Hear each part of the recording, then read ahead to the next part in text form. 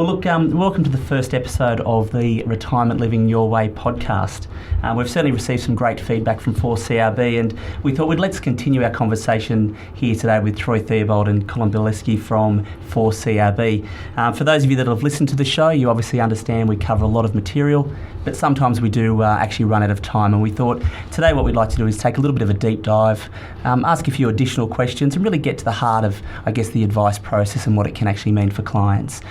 My name is Greg Black. I'll be co-hosting today's episode, which is quite exciting, and I guess before I introduce my two guests who are joining with me today, I thought I'd just give a little bit of background about where I've come from and really why I'm excited to be sitting here today. So look, I've had just over 25 years of experience in financial services, really across a very wide and broad part of the industry, from insurance, funds management, practice management, the licensing, distribution, marketing. So if you think about the actual industry, there's pretty much a lot of the area I've sort of had exposure to, and I think that experience has really given me a good understanding about the impact that financial planning can have on the individual, the consumer, but also what ramifications it has at an industry level. So I think the thing that really excites me about the industry and why I've been doing it for so long has really just been the impact that it does make. And I think our role is really how do we simplify the complex and how do we actually make it real for the people out there listening today. So that's really what I'm hoping to do as part of the conversation, joining Colin and Troy this morning. So I guess that's enough about me. I'd like to introduce the other two gentlemen. So first of all, Colin, welcome for coming. Thank you for coming along. Oh, you're welcome, and thank you very much, and hello to all of the listeners out there today. Yeah, no, fantastic. Obviously, as Executive Director of 4CRB, I think everyone would have heard your dulcet tones on the radio and listened to these sorts of things. But look, we certainly do at RFS Advice appreciate the relationship. We love working with you. We love working with your team, and for us, it's really important to have you as part of this conversation because in your role, you are talking with people all the time. We sort of often say you're at the coalface of the community. So I think you can really bring a different perspective and really keep it real with what we're sort of trying to talk about today. So again, thank you for coming. You're welcome. Look, last but certainly not least, and I must say it does give me great pleasure to introduce Troy Theobald, who is the founding director of RFS Advice here on the Gold Coast. Welcome, Troy. Thank you, Greg. Thank you, Colin. Yes, that's, I'm sure, look, for those of you that have listened to Troy's monthly talkback show, Retirement Living Your Way, I don't really think he needs an introduction. But for those that haven't actually listened to the radio, I strongly urge you to do so. But Troy would actually be regarded as one of the leading financial planning advisors in the country. He's been spent over 20-odd years in the financial services industry as a financial planner. His background is as an accountant, which is quite interesting, and I think that does, you could certainly see that with the way that he actually thinks, very methodical, and the way that he actually engages with clients. Having started off as an accountant and moved into financial planning, and really I think, looking at Troy, and I've got the privilege of working with Troy on a day-to-day basis, he really does like to make the complex simple, and I've certainly seen firsthand the help that he's actually done with clients and really just how he always goes above and beyond with trying to do the right thing for clients. So as founding director of RFS Advice, he's responsible. We've got 19 in the team, and it's certainly great to have you here, Troy. So welcome. Oh, I feel like the talking clown here. Hopefully, well, I didn't want to say that. Hopefully the answers come out. But yeah, look, I have the privilege of helping that pre-retiree through to retirees all day, every day. So you get to see people bring all sorts of complex situations and household situation and dynamics. There's nothing's normal anymore. There's everything in between, and just helping people identify where they want to get to, what's their dreams, what their desires, and our team gets a real buzz out of achieving them with them. Definitely. Yes. Yes, indeed. Look, I think in that lovely introduction of yours, I think you hit the buzzword, relationship. Yeah. And that is a relationship between RFS Advice and 4CRB. But not only that, the relationship between the listener and RFS Advice and the listener and 4CRB. We have a connection, and we strike a connection, and we're wanting a relationship in just about everything that we do, whether it is just going down the street and having a coffee at a coffee shop that we know the publican or we know the person making the coffee, to hang on a minute, I've got a few little problems and I need some legal advice or some financial advice or some accounting advice. Yes. And it comes down to the people you trust. Absolutely. And I think one of the challenges with our industry is I think we can get caught up, and I think that relationship, and that's really the human element that really is at the core of everything we do at RFS. And I think that's really the secret of what we bring to the table. Is I guess our role is trying to understand where people are coming from, where they've come from, what they'd like to achieve, and what are some of their dreams and aspirations moving forward. So, and I think that's probably, from today's conversation, what I really wanted to have a look at and discuss is, I guess, this whole concept of retirement, because there's lots of technical information out there. There's lots of people, you've only got to Google retirement and all, you'll be bombarded with a range of things. But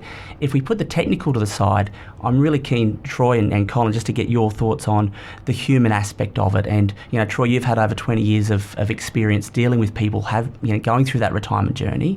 I think there's some really good learnings that you would have picked up along the way. And for the people listening today, I think it'd be great just to get, I guess, some of the things and some of the concepts that you see time and time again. Yeah, I think, Greg, that's the key. What is retirement, and do I want to retire? And, we cornered I don't think we invented the phrase making work optional, but we ran a campaign around that because we found our busy business clients they hated the idea. Some of them come in and they'll either go, you know what, I don't sit still, I don't want to do that, I've still got stuff to contribute. For them, it's getting them in a position where they can make work optional and it's their choice and they don't have to choose to retire. Others will walk in the door and go, how many days until I can hand that notice in, I'm done. So there's a real different starting point or a real different goal that people even aim towards. And I think you need to start there before you get into the how much do I need and where's it going to come from and everything else. Is there something I'm ready for? Have I looked at those considerations, or what works well in retirement, what doesn't? And we always like the one when you got to retire to something, not from something. Yes. And they're the retirements that work really well, because those that just hate their job or they hate doing this, they're just looking for change. They're not really looking for embracing retirement and time, and then that can make it worse. We then have the realisation of we don't have weekends because every day's off. Yes. Which is fantastic when you think about it, isn't it? Yeah, and one of the clients said for his transition to really help him was one thing a day. So he first retired, had the list, wife wrote the list, 10 o'clock, tick, tick, tick, tick, tick, how good's that? Everything's done. 10:15. Yeah, now what? We're in work mode, aren't we, at that point? We've gone to work, we've started at 9 o'clock, let's look at the agenda for the day, and we've ticked it all off as fast as we can, and we can motor on into the afternoon. So for him, that's something that, I do ask retirees there, what words of wisdom can you pass to others? And certainly that was one that really resonated of, one job for a day, you could be painting the deck. Well, I'm going to plan it, I'm going to do it, I'm going to do all those things. Just remember, I think it's 80% of statistics of people over 60 are ladder falls. So let's keep that into perspective as well, of what we should be doing in retirement, what we should get the man to do, which I struggle with myself, having continued to whippersnip with a busted thumb. So, no comment. Yeah. No comment. No. So Troy, I guess an interesting place to start would be, in your experience, when's probably the best time to come and talk about retirement, or when do you find that people are engaging, you and the team at RFS, to sort of want to go and have those conversations? Is it 5 years? Is it 10 years? Is it tomorrow? Yeah, it can be either a time frame or a trigger event. Right. There can be a business change, potential business sale. I got a chance to move up at work. There can be trigger events that people go, light bulb goes off, gee, I should do something. The harder ones when you've got to have a reason to do it. And it's just something that's sitting there, it's not top of mind, it's bubbling away. And that's, for us personally, I love dealing with engineers, and people go, engineers, my brother's one. It's not their fault. It's the one sitting next to me, I think. Yes, it is. I was waiting for the comment, to be honest. This is coming from the hang on, accountant. let's reel him in. You've owned up to my little I love spreadsheet marks. But for their perspective, because they want to plan. Yes. And I know if I sit down with an engineer and I go, where do we want to get to? And I explain the amount we need to get to and the reasons why and the safeguards we need to build in and how do we build in more layers of safeguard. We can really build out a plan that, when we can break it down, it's not enormous. Mm-hmm. Yes. I need to save $5,000 a month into super. I need to save $7,000 a month into super for X amount. What does that give me? That gives me a certain lump sum which will pay a certain amount of income with a degree of safety. And ultimately, that's the puzzle we're sort of, from a financial viewpoint, solving. Yes. Whereas others are probably more concerned of what am I going to do? Correct. And the money will sort itself. Oh, I'll get a bit of Part H pension. Oh, Yes. wow, I didn't know I could draw that out of my super. They're totally oblivious to the Yes. to the whole scenario, and they get to the end of the race of working life and go, here it is. Yes. And now we need to deal with this. What do we do with this? Yes, I get what you're saying. And one of the questions I had was, do the majority, or would you say there's an even balance of people come in and say, well, this is what I want to achieve in my retirement. Now let's talk about the finance. And then you'll have equally or potentially a skew on, this is how much I've got, what can I do? Yeah, so most people would tend to come in with, you're right, it is the two. Some come in and go, I've got this, what can I earn, what can I, and others will go, I really want this lifestyle of rah, rah, rah. And look, most people can achieve what they want, which is probably more surprising. They could have retired earlier, they could have reached out earlier. The retirement they're looking at is actually probably fuller and has more expenditure than what they'd expected. Yes. That's generally the case, but there are those that, want the $100,000 lifestyle or income, and we haven't saved anything along the way because we've spent and bought the fancy cars and the nice house and paid for everything for the kids, and then we've come to retirement, we just don't have enough. And that's probably a good question, is I remember walking into the office and seeing the dream board and going, oh my goodness, look at all these smiling faces. Look at this gentleman here who's obviously restored a car or bought a restored car, and that was his dream to have that. And has obviously at some point walked through the door and said, can I do this? Correct.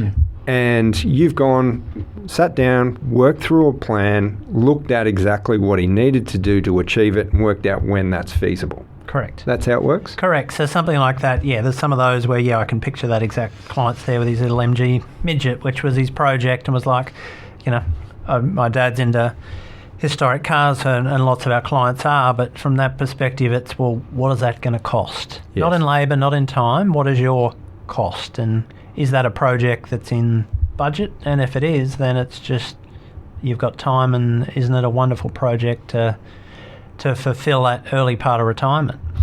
Agreed. And look, I think there was another story you told me about some people who had never travelled or wanted to travel but didn't know whether they could afford to travel. You went through and had a good look at their plan and went, why aren't you going now? Correct. And a lot of the time that's the case of, when we run through how long it'll last, we've got some calculators and things we can run through, and just some simple maths. It's just, what if it averages 6%, 7%, 8%? What does that look like? What does a drawdown look like? And then it's building out for those people to get through the bad times that will come, as opposed to guessing when they're coming and when they're going to move into markets and go round and round in circles and spinning their wheels. That's not what we do. That's not our philosophy to managing money. We have a very specific way we believe it should be done. But some people, by the same token, want to sit at home and do that, and that's okay. That's their method. Look, and as you said, as an engineer, it's all about having a plan. But in having that plan, I can sit there and go, well, there's my MG, there's my holiday, there's this. And when I get to that point, well, maybe I'm just happy doing this or doing that or doing something else. So it gives you that comfort, that warm feeling that I'm going to be able to achieve those steps. Maybe I won't have the Maserati that I dreamed of, but at the end of the day, I can probably go and hire it and have a drive for a day or so. Correct. And if we look at that dream board that you referenced, which is just obviously the wall that's quite large with all these photos, and we're getting 4 to 6 photos a week from clients sending it in. They are actually living their best life. They are actually achieving their dreams, and it's very specific. It's very much to them that they are achieving it. I think that's the bit that really excites us and the team when we actually do the work with the clients. Yes. And all of a sudden, we've got the relationship is so strong. we're emotionally engaged with what they're doing. They know that they're on holidays and they're sending through photos because it's their milestone, it's their achievement, and they can celebrate that with us. And it's the juice that gets you going the extra mile. Absolutely, without a doubt. So Troy, if I can just sort of ask a quick couple of questions around, for someone that is thinking about looking to move down to that retirement, what sort of things do you find that they should be thinking about? What sort of things to consider for somebody that may be 5 years out from retirement? Yeah, so if you've got an idea, it doesn't need to be specific, but a broad brush of what it might be. Because if you're going through your whole working life and you're accumulating and you're accumulating and accumulating, and the little bubble up there is I want to chase the white line and I want to have the car and the van and I want to go and do that. Now that's a certain amount of capital. Mm-hmm. So if people can buy that or spend that probably in that year or two out before retirement, they're more likely to do it, because let's say they've had a goal of getting to $1 million. So we've got to $1 million, we've retired.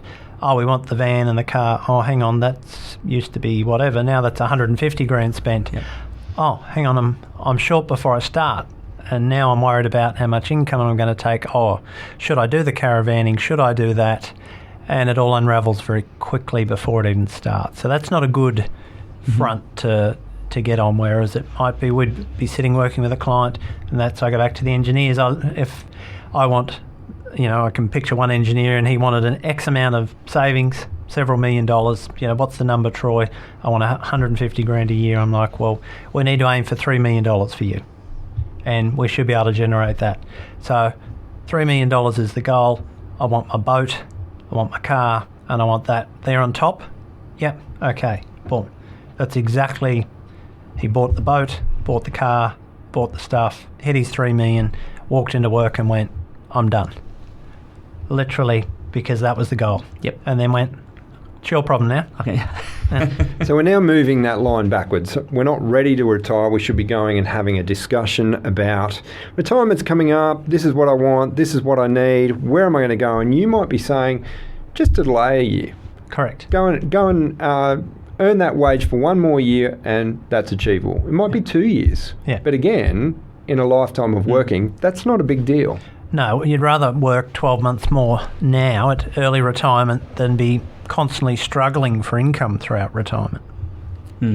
Absolutely. And what about, do you find that people coming through,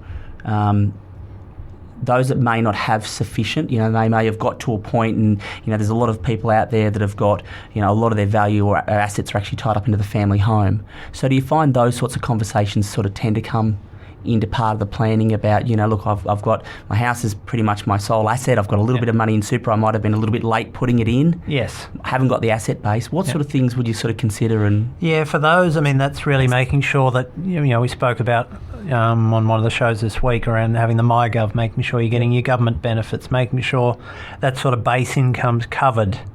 And then it comes down to priorities. Is the house more a priority, or is what I want to do a priority? And for some people, living in that house and giving that to the kids and all that sort of thing will be the priority. I'd probably personally would go the other way. The value to the kids is the capital, what it allows them to do.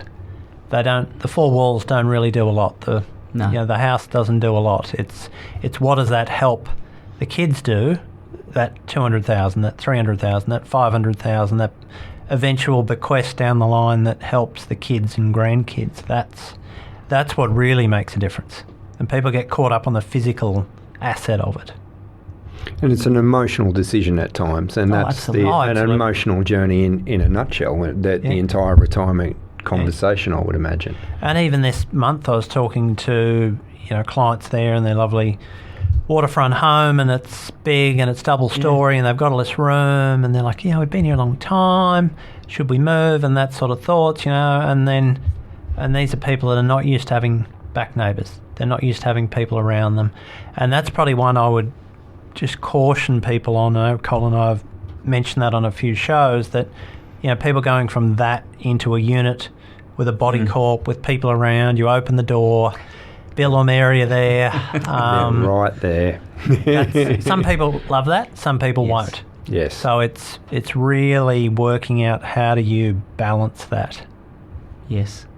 There's a lot of considerations, and it's great to have that conversation with someone else and not be just stuck in your own mindset, I suppose, and they can introduce questions that will stimulate the thinking you need to just take those considerations. Because you're right, you're absolutely right. I'm going to go here and hang on, I've lived on a big block, or I've come from acreage, and now, hang on a minute, I've got people around the corner, and if I look out this window, they're looking back at me. Yeah. That's a concern.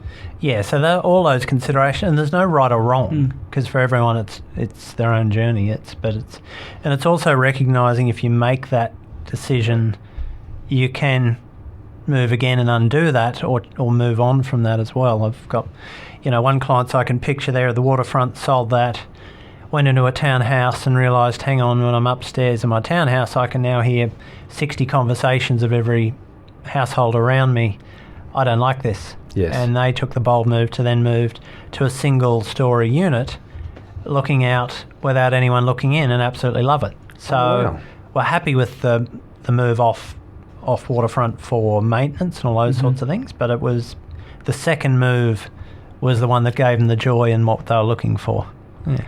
So Troy, when people come in to see you and the team, what do you think they're coming in for? What, in their mind, what do you think is going through their mind? Either make the call. Yeah. So it's a lot of people come in. Some will come in and have nothing written down. The classic is they got their balance and their suit, and they're just dying to shove the bit of paper across the table at us, like, here's me. Yeah. And we just stop and go, you don't know us yet. This is, we need to slow down about 5 steps here before we're getting to this point. And I always sort of say to people, look, I like to sit down, have a bit of a chat, work out where you're at, where you'd like to get to, is that achievable? And then if that's achievable, then we'll go through the process of how we actually do that, and we can reduce some risk along the way, and we'll run through that. And most people go, oh, okay, that feels okay to me in regards to that. So the starting point would be identifying where are they today. And it's always, well, what's the house worth? There's always a bit of a debate. I'm not offering to buy it. I don't want the house price that someone in the street got for the world's record. Theirs is brand new and yours is 82 years old. We want something realistic, just a ballpark. That's all we need. We don't need a valuation. We don't need just a ballpark with that. The second one is what other assets outside the home. So what have we got to generate income from? So we need to know what that asset base is. And the third one, which does stagger me every time, because people go, this is a really good question, how much does your household need to live? Yeah. I 8 out of 10 go, that's a really good question. I go, that's the fundamental question. Yeah. And then they go, how much should I? And I go, I don't live in your house, because I'll have clients who'll spend $50,000 a year and they walk in the door super happy, and some walk in the door spending $200 a year and are happy. And I've got others walking in the door spending both those and they're not happy at all. That's amazing. But it's knowing what works and not looking at your pay slip. No. Because that had money in, that had tax coming out, and quite often it's that. People go, I earn $100,000, I need that, rah. Well, you pay the tax man $30,000. Yes. And if we've done some clever planning and money's coming out of super and pension, we'll talk about that in later podcasts, we just need to get you the 60 to 70 after tax into your house. Oh yeah, that'll work. So all of a sudden, the 100 they thought they needed is down to 60, and that's way more doable than trying to chase 100. That's needing about $1.5 million of capital. That's a lot more than. Yeah. And again, that's just a great little example and a great little conversation. Well, hang on a minute. In your pay slip of $100,000, the taxman took 30. Some great planning. Well, guess what? Now you need 70. Hang on, let's have a look at that again. Now you need 60. Yeah. And your expectations or the concerns that you had walking in was $100,000 a year. Well, now we're actually at I won't call it more reasonable level, but the point being is at a level that you didn't expect. Yeah, significantly different. If they've sat at home, listened to Colin and I for the last several years and gone, oh, here's the maths of whatever, the maths they're doing is not even close to being the maths they should be doing. And that's a great example right there in a nutshell, because it comes down to budgets, doesn't it? We all have a household budget, and often I talk about my son specifically that it's funny how expenditure rises to meet income in his pay packet, but as you grow, as you have a mortgage and family and kids, the word budget actually becomes a little more sensible. Yes. And again, it isn't just what you earn each year. No. So it's certainly.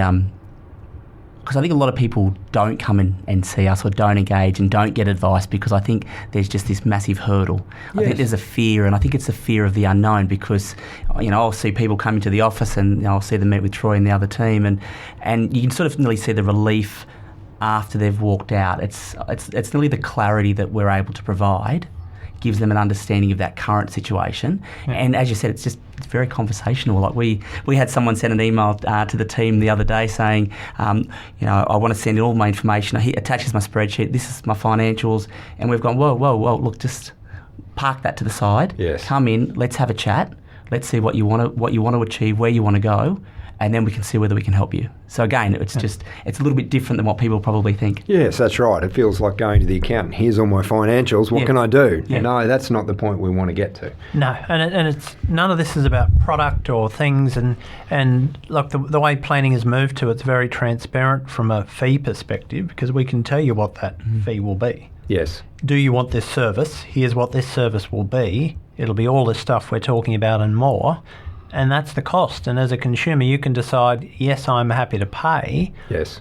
Or no, I'm not happy to pay and I'll DIY and do it myself. And that's okay. Yes. I think where people get caught up in the middle is, they get so caught up in the cost of something that they then don't realise what they don't know and then they don't get advice. And maybe that stops a lot of people.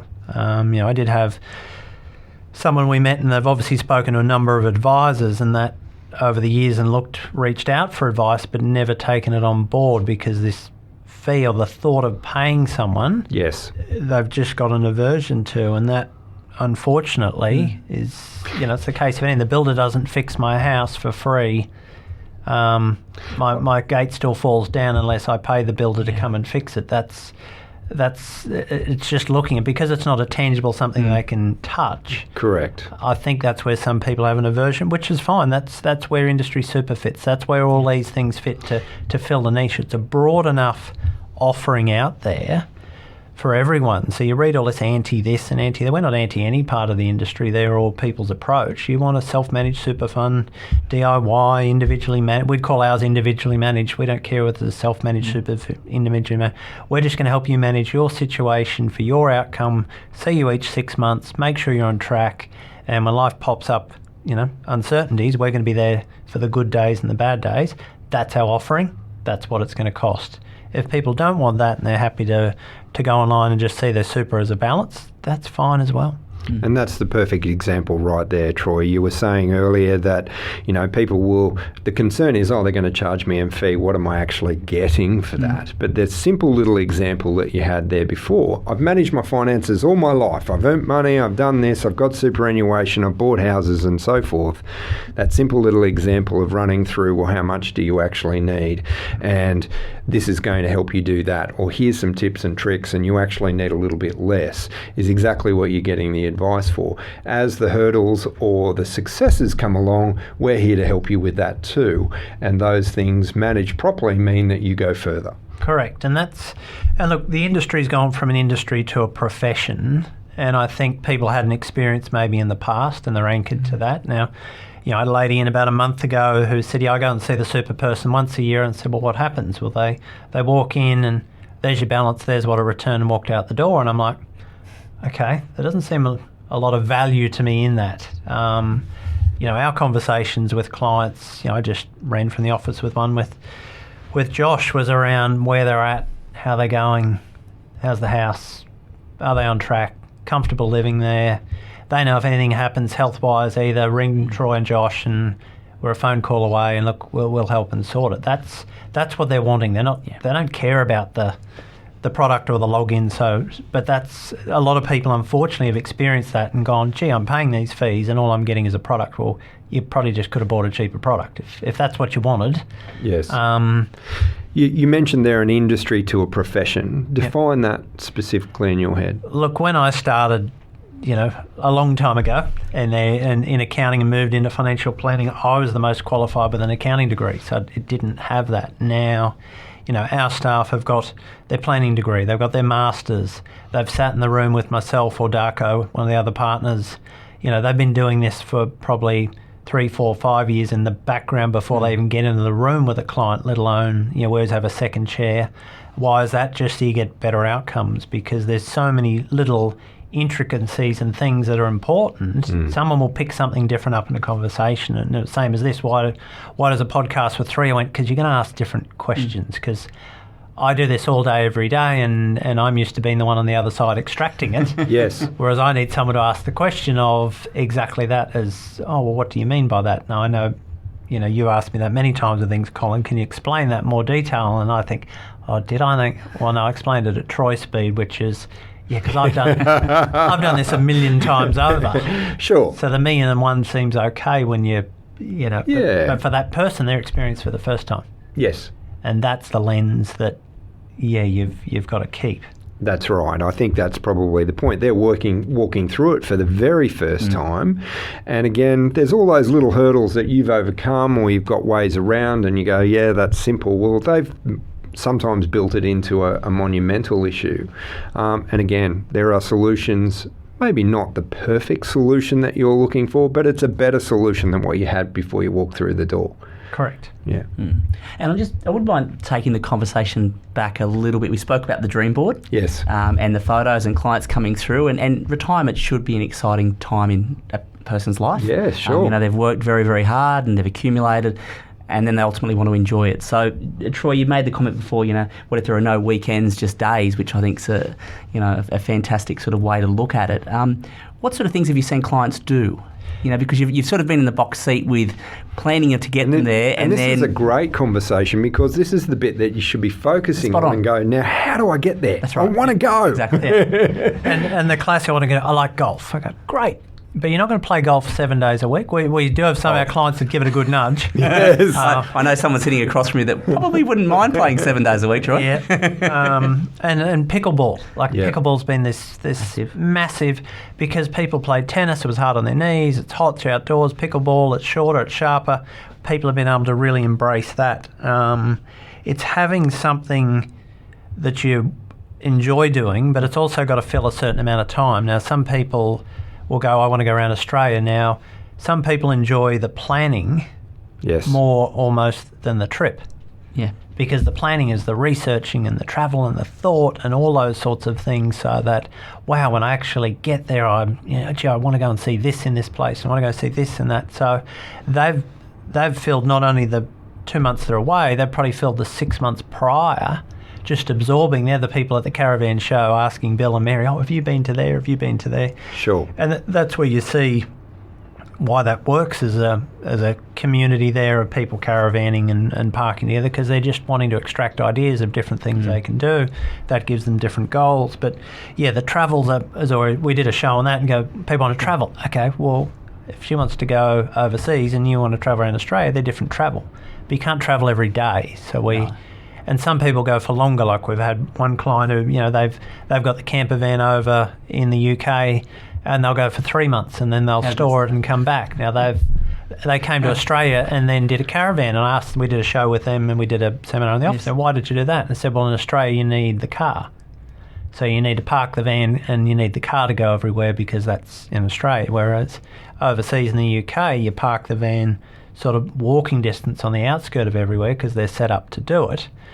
And that works better there. And then this time they've gone for a smaller van, because there's some places they wanted to go, the streets are narrow, and went, you know what, we'd rather that manoeuvrability than the comfort. So, yeah, it's really just over time, I suppose, different people working out. But that's also quite creative as well, because for what it's costing to go away for a couple of months, and look, trying to do that on a, budget-wise, you go a lot further doing that than staying in hotels and tours and the like. And it's funny, hearing those stories, I'll reiterate those to volunteers and some of the staff around the building at 4CRB, and it's amazing hearing some of the reactions, because they hadn't thought of that. Where do we store it, and how much does it cost? And you think, thinking, okay, they're moving. Okay, instead of having a month in Europe when they retire, they can potentially have 3 if they follow the same game plan. And again, it's finding those things. Maybe I don't want to play golf 7 days a week, but there will be other people that do. Or, having 3 months in Europe sounds absolutely appealing. Or renovating a car. They're the focuses. And then all of the mud, for want of a better term, because there's a lot in that. Where will I live? What will I do? Will I run out of money? How do I help the kids?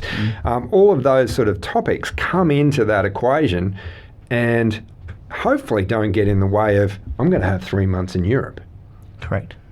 Yeah, and it just comes down to a bit back to that concept of one job a day type thing. It's just let's slow it down and work out what might we like to do, and being open to try things. Like I've got one lady I can picture there, and she goes on bike tours and rides all over the place. Now when she entered retirement in those phases, that's light years from where she ever started.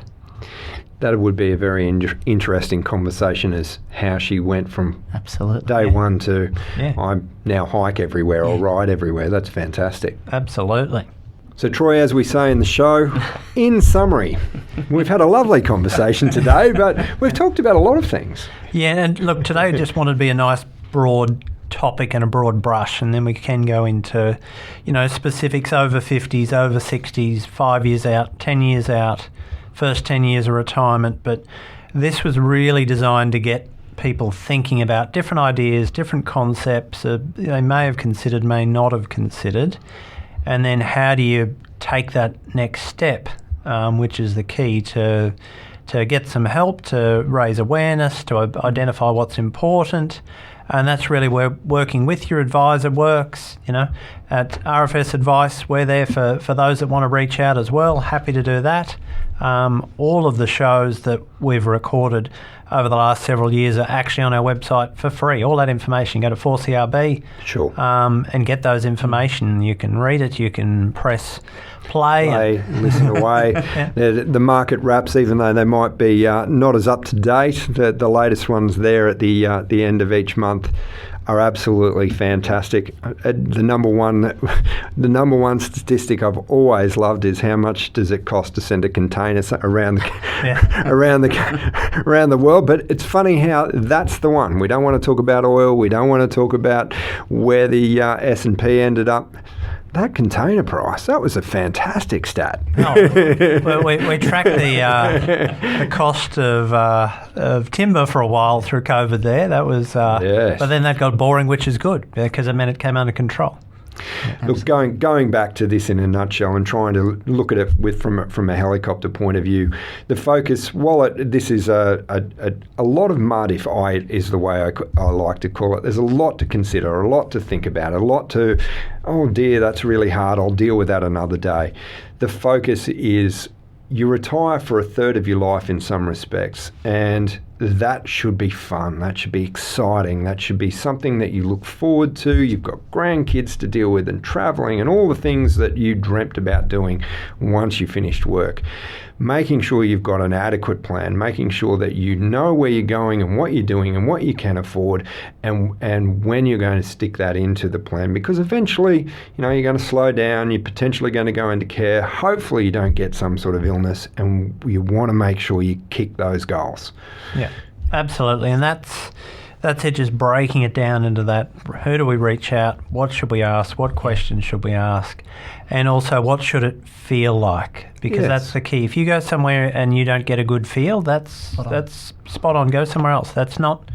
It should feel like a relationship you're entering, and it's going to fit, and it's about you. It's not about, if it's about shiny products and things, that's probably not what a lot of people want, but some people might like that as well.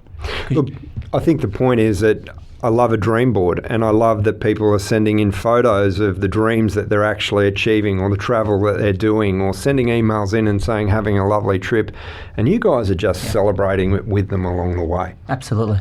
Every time. And I think it just shows that level of relationship, the understanding that we've got, and I think that really is the key. We know what questions to ask. Yes. we've got the relationship, we build on the relationship, and we get to the point of understanding where the client's at and really what they want to achieve. And that's special. And to Troy's point, your point, if you haven't got the connection there and the relationship, yes, you're not going to get to the depth that you need to get to in order to, achieve what you want to achieve. Perfect. Yeah. Final words? Final words. So look, that was a good broad brush. Top little tips. Just remember, if there's no weekends, there's weekdays. One job for a day. Try that, tick that off, see how that works for you. Come up with a little list of things you might want to do. Have an estimate of how much income you might want to spend, not pre-tax. How much do I, people go, how do I add that up? If you use a credit card, add it up at the end of each month. Add up what you take out of the ATM. It's pretty close. Doesn't need to be rocket science. Don't overthink it. Just actually get to a ballpark figure and then reach out for someone to give you a hand. Retirement living your way.